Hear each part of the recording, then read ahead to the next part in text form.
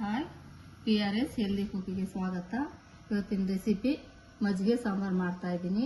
ಎಲ್ಲರೂ ಮಾಡ್ತಾರೆ ಮಜ್ಜಿಗೆ ಸಾಂಬಾರು. ನಾನು ಯಾವ ಥರ ಮಾಡ್ತೀನಿ ಅಂತ ನೋಡ್ಕೊಂಡು ನಿಮ್ಗೆ ಯಾವ್ದು ಇಷ್ಟನೋ ಅದನ್ನು ಮಾಡ್ಕೊಳ್ಳಿ.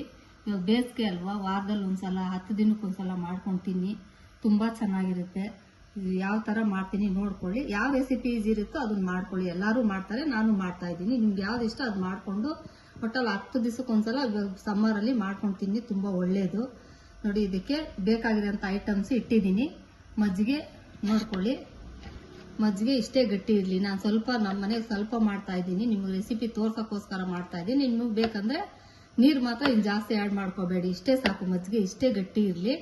ಮಂತಲ್ಲಾದರೂ ಕಡ್ಕೊಳ್ಳಿ, ಇಲ್ಲಾಂದ್ರೆ ಮಿಕ್ಸಿಲಾದರೂ ಹಾಕೊಳ್ಳಿ, ಹೆಂಗಾದ್ರೂ ಮಾಡ್ಕೊಳ್ಳಿ. ಇಷ್ಟೇ ಗಟ್ಟಿ ಇರಲಿ ಮಜ್ಜಿಗೆ. ಮಿಕ್ಕಿದ ಐಟಮ್ಸು ಈರುಳ್ಳಿ, ಉಪ್ಪು, ಒಣಮೆಣಸಿನ್ಕಾಯಿ, ಕರಿಬೇವು, ಧನಿಯಾ ಪೌಡ್ರು, ಬೆಳ್ಳುಳ್ಳಿ. ನಾನಿಲ್ಲಿ ಮಜ್ಜಿಗೆ ಸ್ವಲ್ಪ ತಗೊಂಡಿರೋದ್ರಿಂದ 2 ಬೆಳ್ಳುಳ್ಳಿ ತಗೊಂಡಿದ್ದೀನಿ. ನೀವು ಹಾಕೊಳ್ಳೋದಾದ್ರೆ ಇನ್ನೊಂದು 2 ಹಾಕ್ಕೋಬಹುದು ನೀವು. ನಾನು ಸ್ವಲ್ಪ ಸಾಕಂತ 2 ಹಾಕ್ತಾ ಇದ್ದೀನಿ. ಒಂದು ಅರ್ಧ ಸ್ಪೂನಷ್ಟು ಜೀರಿಗೆ ತಗೊಂಡಿದ್ದೀನಿ. ಇದಕ್ಕೂ ಹಸಿ ಕಾಯಿ ಹಾಕಬೇಡಿ, ಒಣಗಿದ ಕೊಬ್ಬರಿನೇ ಹಾಕೊಳ್ಳಿ. ಒಣಗಿದ ಕೊಬ್ಬರಿ ಹಾಕ್ತಾ ಇದ್ದೀನಿ. ಸಾಸಿವೆ. ಇಷ್ಟು ಐಟಮ್ಸ್ ಬೇಕಾಗುತ್ತೆ. ಹೆಂಗ್ ಮಾಡೋದು ತೋರಿಸ್ತೀನಿ, ಬನ್ನಿ ನೋಡ್ಕೊಳ್ಳಿ. ತುಂಬಾ ಚೆನ್ನಾಗಿ ಬರುತ್ತೆ, ನೋಡ್ಕೊಂಡು ಮಾಡ್ಕೊಳ್ಳಿ. ಫಸ್ಟ್ ನೋಡಿ, ಮಿಕ್ಸಿ ಜಾರ್ಗೆ ಫಸ್ಟ್ ನೀವು ಖಾರನೇ ತಿರುಗಿಸ್ಕೊಬೇಕು. ಖಾರ ತಿರುಗಿಕೊಂಡೇನೆ ಅದಕ್ಕೆ ಮಿಕ್ಸ್ ಮಾಡ್ಕೊಂಡು ತೋರಿಸ್ಕೊಡ್ತೀನಿ. ಫಸ್ಟ್ ಒಣಗಿದ ಕೊಬ್ಬರಿ ಹಾಕ್ತಾ ಇದ್ದೀನಿ. ನೆಕ್ಸ್ಟ್ ಬೆಳ್ಳುಳ್ಳಿ ಹಾಕ್ತಾ ಇದ್ದೀನಿ. ನೆಕ್ಸ್ಟ್ ಧನಿಯಾ ಪೌಡರ್ ಹಾಕ್ತಾ ಇದ್ದೀನಿ. ಇನ್ನೆಲ್ಲ ಬಿಸಿ ಮಾಡಿ ಹೆಂಗ್ ಬಿಸಿ ಮಾಡ್ಬೇಕಂತ ಹಾಕಿ ತೋರಿಸ್ತೀನಿ, ನೋಡ್ಕೊಳ್ಳಿ. ನೋಡಿ, ಒಂದೇ ಒಂದು ಸ್ಪೂನ್ ಎಣ್ಣೆ ಹಾಕಿದ್ದೀನಿ. ಈರುಳ್ಳಿ ಸ್ವಲ್ಪ ಚೆನ್ನಾಗಿ ಫ್ರೈ ಆಗಲಿ. ನೋಡಿ, ಈರುಳ್ಳಿ ಅದಕ್ಕೆ ಬಂದ್ಮೇಲೆ ಒಂದು 1/4 ಸ್ಪೂನಷ್ಟು ಜೀರಿಗೆ ಹಾಕೊಳ್ಳಿ. ಒಣಮೆಣಸಿನ್ಕಾಯಿನೂ ಅದಕ್ಕೆ ಹಾಕೊಂಡ್ಬಿಡಿ. ಇನ್ನೊಂದು 5 ನಿಮಿಷ ಫ್ರೈ ಮಾಡಿಬಿಡಿ. 5 ನಿಮಿಷ ಬೇಡ, ಒಂದು 3 ನಿಮಿಷ 2 ನಿಮಿಷ ಸಾಕು. ಚೆನ್ನಾಗಿ ಫ್ರೈ ಮಾಡ್ಕೊಂಡ್ಬಿಡಿ. ನೋಡಿ, ಇಲ್ಲಿ ನಾನು ಎಷ್ಟು ಅದಕ್ಕೆ ಹುರ್ಕೊಂಡಿದ್ದೀನಿ, ನೀವು ಅಷ್ಟೇ ಅದಕ್ಕೆ ಹುರ್ಕೊಂಡ್ಬಿಡಿ. ಹುರ್ಕೊಂಡು ಮಿಕ್ಸಿ ಜಾರ್ಗೆ ಹಾಕೊಂಡ್ಬಿಟ್ಟು ನುಣ್ಣಗೆ ಪೇಸ್ಟ್ ತರ ರುಬ್ಕೊಂಡ್ಬಿಡಿ. ನೋಡಿ, ಈ ತರ ರುಬ್ಕೊಂಡಿದ್ದೀನಿ. ನೀವು ಇದೇ ತರ ನುಣ್ಣಗೆ ಪೇಸ್ಟ್ ತರ ರುಬ್ಕೊಳ್ಳಿ. ಚೆನ್ನಾಗಿ ಬಂದಿದೆ, ಇದೇ ತರನೇ ರುಬ್ಕೊಳ್ಳಿ. ನೋಡಿ, ಈ ಖಾರನ ಒಂದು ಬೌಲ್ಗೆ ಈ ತರ ಹಾಕೊಂಡ್ಬಿಡಿ. ರುಬ್ಬಿರೋ ಖಾರನ ಈ ತರ ಒಂದು ಬೌಲ್ಗೆ ಹಾಕೊಂಡ್ಬಿಟ್ಟು, ನೆಕ್ಸ್ಟ್ ಮಜ್ಜಿಗೆ ಇದೆಯಲ್ವಾ, ಮಜ್ಜಿಗೆನು ಇದಕ್ಕೆ ಹಾಕೊಂಡು ಎಲ್ಲ ಮಿಕ್ಸ್ ಮಾಡ್ಕೊಳ್ಳಿ ಕ್ಲೀನಾಗಿ. ಫಸ್ಟ್ ಎಲ್ಲ ಖಾರ ಮಜ್ಜಿಗೆ ಎಲ್ಲ ಮಿಕ್ಸ್ ಮಾಡ್ಕೊಂಡ್ಬಿಡಿ. ಎಲ್ಲ ಫುಲ್ ಚೆನ್ನಾಗಿ ಶಫಲ್ ಆಗಿ ಚೆನ್ನಾಗಿ ಮಿಕ್ಸ್ ಈ ತರ ಮಾಡ್ಕೊಂಡ್ಬಿಡಿ. ಈ ತರ ಚೆನ್ನಾಗಿ ಮಿಕ್ಸ್ ಆಗಿ. ನೋಡಿ, ಇಷ್ಟೇ ಗಟ್ಟಿಯಾಗೆ ಮಾಡ್ಕೊಳ್ಳಿ. ತೆಳುವು ಮಾಡ್ಕೊಂಡ್ರೆ ಮಜ್ಜಿಗೆ ಸಾರು ಚೆನ್ನಾಗಿರಲ್ಲ, ಟೇಸ್ಟ್ ಇರಲ್ಲ. ಇಷ್ಟೇ ಗಟ್ಟಿ ಇರ್ಲಿ. ಕುದಿಸ್ತಾ ಸ್ವಲ್ಪ ತೆಳುವು ಆಗುತ್ತೆ ಸಾಂಬಾರಿದು. ಉಪ್ಪುನು ಇದಕ್ಕೆ ಹಾಕ್ತಾ ಇದ್ದೀನಿ, ನೋಡ್ಕೊಳ್ಳಿ. ಎಷ್ಟು ಬೇಕೋ ಅಷ್ಟು ಹಾಕೊಳ್ಳಿ ಉಪ್ಪು. ನಾನು ಯಾವಾಗ್ಲೂ ಅಂದಾದ್ಮೇಲೆ ಹಾಕ್ತೀನಿ.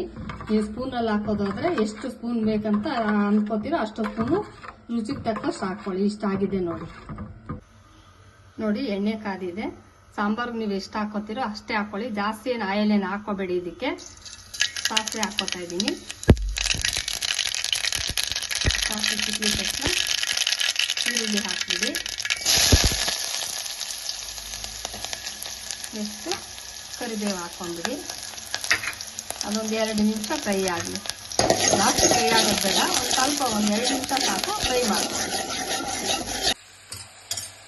ನೋಡಿ, ಈರುಳ್ಳಿ ಇಷ್ಟೇ ಬೇಯ್ಲಿ, ಜಾಸ್ತಿ ಫ್ರೈ ಮಾಡ್ಕೊಳಕ್ ಹೋಗ್ಬೇಡಿ. ಇಷ್ಟು ಫ್ರೈ ಆದ್ರೆ ಸಾಕು. ನೋಡಿ, ಮಜ್ಜಿಗೆ ಇದಕ್ಕೆ ಹಾಕ್ತಾ ಇದ್ದೀನಿ.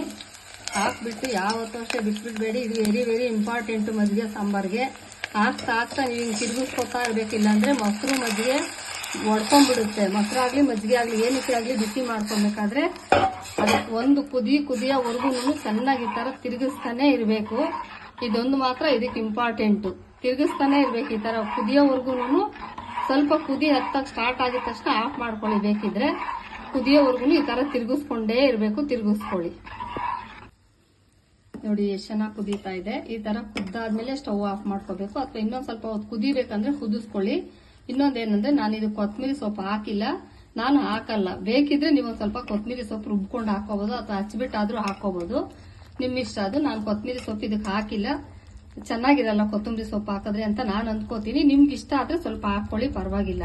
ನೋಡಿ ಈ ತರ ಕುದಿಯೋವಾಗ ಒಂದೇ ಒಂದು ಚಿಟಿಕೆ ಅರಿಶಿನ ಪೌಡರ್ ಹಾಕ್ಬಿಟ್ಟು ಇನ್ನೊಂದ್ 2 ಸೆಕೆಂಡ್ ಕುದಿಸ್ಬಿಟ್ಟು ಸ್ಟವ್ ಆಫ್ ಮಾಡಿ. ಮಜ್ಜಿಗೆ ಸಾರು ರೆಡಿ ಆಗಿದೆ. ನೋಡಿ ಬಿಸಿ ಬಿಸಿ ಮಜ್ಜಿಗೆ ಸಾಂಬಾರ್ ರೆಡಿ ಆಗಿದೆ. ಇದಕ್ಕೆ ಬೇಕಿದ್ರೆ ನೀವು ಹುರುಳಿಕಾಳು, ಹೆಸರು ಕಾಳು ಏನಾದ್ರೂ ಹುರಿದಾಕೊಳ್ಳೋರು ಹಾಕೋತಾರೆ. ನಿಮ್ಗೂ ಇಷ್ಟ ಆಯ್ತಂದ್ರೆ ಹುರಿದಾಕೊಳ್ಳಿ, ಅದು ಒಂಥರ ಟೇಸ್ಟ್ ಚೆನ್ನಾಗೇ ಇರುತ್ತೆ. ನಾನಿಲ್ಲಿ ಅದೇನು ಹಾಕಿಲ್ಲ, ಬರೀ ಸಾಂಬಾರ್ ಮಾತ್ರ ಮಾಡಿ ತೋರಿಸಿದ್ದೀನಿ. ಈಜಿ ರೆಸಿಪಿಗಳು ತೋರಿಸ್ತಾ ಇದ್ದೀನಿ. ಈಜಿ ಇರುತ್ತೆ, ನೋಡ್ಕೊಂಡು ಕಲ್ತ್ಕೊಂಡು ಲೈಕ್ ಮಾಡಿ, ಶೇರ್ ಮಾಡಿ, ಸಬ್ಸ್ಕ್ರೈಬ್ ಮಾಡಿ. ಟೇಸ್ಟ್ ಹೇಗಿತ್ತು ಅಂತ ಹೇಳಿ. ಪ್ಲೀಸ್ ಸಬ್ಸ್ಕ್ರೈಬ್ ಆಗೋದು ಮರಿಬೇಡಿ. ಸಬ್ಸ್ಕ್ರೈಬ್ ಆಗಿ ಸಪೋರ್ಟ್ ಮಾಡಿ. Okay, bye, thank you.